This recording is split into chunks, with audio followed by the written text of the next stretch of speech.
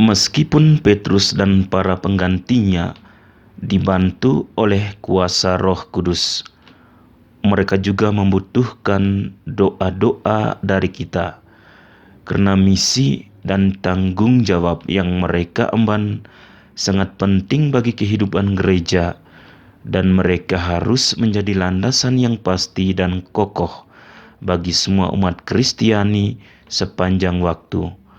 Oleh karena itu, setiap hari kita juga harus berdoa untuk Bapa Suci kita, untuk gembala-gembala gereja kita, untuk pribadinya, dan untuk niatnya dalam tugas penggembalaannya. Tuhan memberkati kita semua.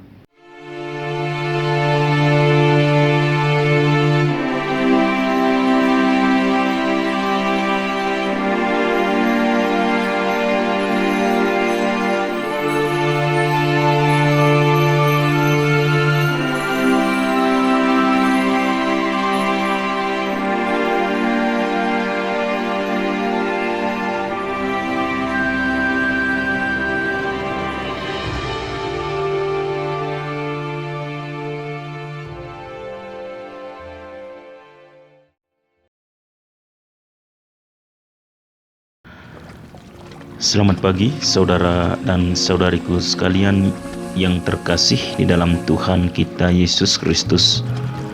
Jumpa lagi bersama saya Frater Andra dalam permenungan kita pada hari raya Santo Petrus dan Paulus. Marilah kita awali permenungan kita hari ini dengan doa dalam nama Bapa dan Putra dan Roh Kudus. Amin. Bapa di surga, hari ini kami merayakan pesta Santo Petrus dan Paulus. Mereka telah menunjukkan teladan dalam misinya, dalam perutusannya, dan membuka jalan bagi kami untuk melanjutkan misi mereka. Berkatilah juga Bapa Suci kami yang adalah penerus gerejamu, dan berkatilah juga kami umat-Mu untuk selalu bersama-sama bersatu hati dengan Bapa Suci kami untuk terus mewartakan Injil Suci-Mu kepada semua orang. Amin. Dalam nama Bapa dan Putra dan Roh Kudus. Amin. Injil Matius bab 16 ayat 13 sampai 19. Setelah Yesus tiba di daerah Kaisarea Filipi, ia bertanya kepada murid-muridnya, "Kata orang, siapakah Anak Manusia itu?" Jawab mereka, "Ada yang mengatakan Yohanes Pembaptis, ada juga yang mengatakan Elia, dan ada pula yang mengatakan Yeremia atau salah seorang dari para nabi." Lalu Yesus berkata kepada mereka, "Tetapi apa katamu, siapakah aku ini?" Maka jawab Simon Petrus, "Engkau adalah Mesias, Anak Allah yang hidup." Kata Yesus kepadanya, "Berbahagialah engkau Simon bin Yunus, sebab bukan manusia yang menyatakan itu kepadamu, melainkan Bapa-Ku yang di surga. Dan aku pun berkata kepadamu, engkau adalah Petrus, dan di atas batu karang ini aku akan mendirikan jemaat-Ku, dan alam maut tidak akan menguasainya. Kepadamu akan kuberikan kunci kerajaan surga. Apa yang kau ikat di dunia ini akan terikat di surga, dan apa yang kau lepaskan di dunia ini akan terlepas di surga." Demikianlah Injil Tuhan. Terpujilah Kristus. Saudara dan saudariku yang terkasih di dalam Tuhan kita Yesus Kristus, hari ini kita merayakan pesta Santo Petrus dan Santo Paulus. marilah kita mengenali kedua tokoh besar ini dalam kehidupan kita sehari-hari. Pertama-tama, marilah kita mengenal siapakah Petrus itu dan siapakah Paulus itu. Santo Petrus adalah seorang nelayan dari Galilea. Dia hidup dengan hasil karya tangannya yang didapatnya di laut. Namun kemudian hidupnya diubah oleh Tuhan setelah perjumpaannya dengan Yesus dari Nazaret. Yesus melihat ada sesuatu yang istimewa dalam diri Petrus, begitupun sebaliknya. Oleh karena itu, Yesus memintanya bersama saudaranya Andreas untuk meninggalkan segalanya untuk mengikutinya. Kata-kata dan panggilan Yesus kepada Petrus dan Andreas, saudaranya, sederhana dan sesuai dengan situasi dan keadaan mereka saat itu. Karena mereka berdua adalah nelayan dan bekerja sebagai penjala ikan, Yesus memanggil mereka, "Ikutlah aku, dan aku akan menjadikanmu penjala manusia." Ternyata panggilan Yesus ini langsung dijawab oleh kedua bersaudara itu tanpa berpikir dua kali. Mereka meninggalkan jalannya dan mengikuti Yesus. Sejak saat itu, Petrus belajar banyak hal dan ia mulai menyadari bahwa Yesus bukan hanya manusia, tetapi juga Tuhan. Saudara dan saudariku yang terkasih, kita juga merayakan pesta Santo Paulus. Hidup Paulus terbagi menjadi dua, artinya hidup sebelum mengenal Yesus dan hidup setelah pertemuannya yang tiba-tiba dengan Yesus. Perjumpaan yang tiba-tiba ini meninggalkan bekas yang mendalam, yang tak akan pernah terhapus oleh siapapun. Hatinya benar-benar diambil oleh Yesus, dan oleh sebab itu hidup Santo Paulus sebelum dan sesudah pertemuannya dengan Yesus berubah total. Ungkapan hatinya yang terdalam akan cintanya kepada Yesus yang begitu total. "Bagiku hidup adalah Kristus. Apa yang dahulu merupakan keuntungan bagiku, sekarang rugi bagi Kristus."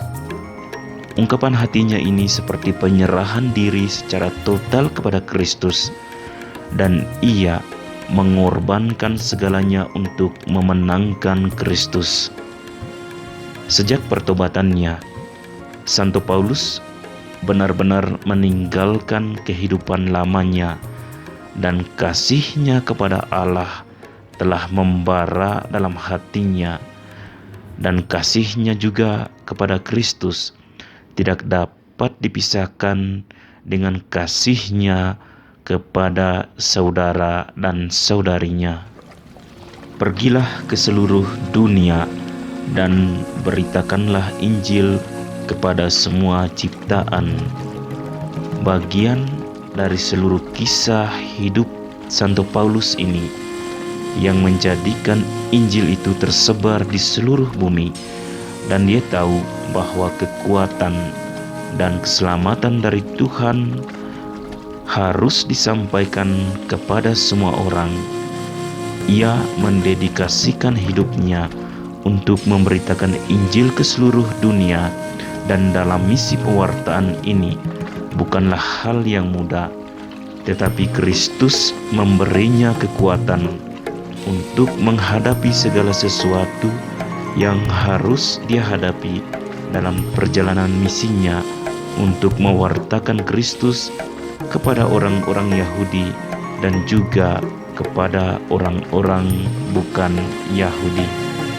Saudara dan saudariku yang terkasih di dalam Tuhan kita Yesus Kristus, dalam Injil hari ini Santo Petrus mengalami bahwa Sabda Yesus atau pertanyaan Yesus mengandung arti kehidupan yang mendalam, mengandung tanggung jawab yang mendalam, yang di dalam perkataan dan pertanyaannya ada suatu makna, ada terang yang menuntun pada penghiburan dan memberikan pengharapan kepadanya.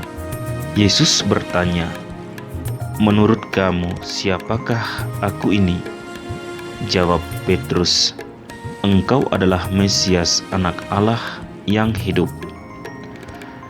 Kemudian Yesus meminta nelayan dari Galilea itu untuk suatu tindakan iman dan memberikan misi kepadanya bahwa dia akan menjadi batu karang yang kokoh di mana gereja akan dibangun sepanjang waktu, dan ia juga diberi kunci kerajaan sorga. Untuk alasan ini, Petrus mengabdikan dirinya sepenuhnya untuk memberitakan Yesus dan Injilnya, dan tidak hanya kepada orang Yahudi saja, tetapi juga kepada orang-orang bukan Yahudi. Saudara dan saudariku yang terkasih, meskipun Petrus dan para penggantinya, yaitu para paus, dibantu oleh kuasa Roh Kudus, mereka juga membutuhkan doa-doa kita karena misi yang mereka emban, tanggung jawab yang mereka emban sangat penting bagi kehidupan gereja, dan mereka harus menjadi landasan yang pasti dan kokoh bagi semua umat Kristiani sepanjang waktu. Oleh karena itu, setiap hari kita juga harus berdoa untuk Bapa Suci kita, untuk para gembala-gembala kita, untuk pribadinya dan untuk niatnya dalam tugas penggembalaannya. Tuhan memberkati kita semua. Amin. Marilah berdoa. Bapa yang kudus, Yesus telah bersabda kepada kami, "Tuaian memang banyak tetapi pekerja sedikit. Karena itu mintalah kepada Tuhan yang empunya tuaian, supaya ia mengirimkan pekerja-pekerja untuk tuaian itu. Oleh karena itu, kami berdoa kepadamu dengan keyakinan sesuai dengan harapan hatinya. Bantulah semua orang Kristiani agar dengan serius bertanggung jawab sebagai warga kerajaan Allah dan sebagai batu penjuru yang hidup bagi gereja. Pilihlah dari antara umatmu pekerja-pekerja kerasulan, imam, diakon, biarawan-biarawati, dan rasul-rasul awam, sehingga kabar sukacita dimaklumkan kepada semua bangsa, dan belas kasih-Mu diketahui oleh semua saudara dan saudari kami. Amin. Maria, Ratu para Rasul, doakanlah kami. Para Rasul Kudus, doakanlah kami. Santo Fransiskus dari Assisi, doakanlah kami. Padre Eusebio Menard y Señor Hector Duran, jadilah perantara bagi kami. Amin. Dalam nama Bapa dan Putra dan Roh Kudus. Amin.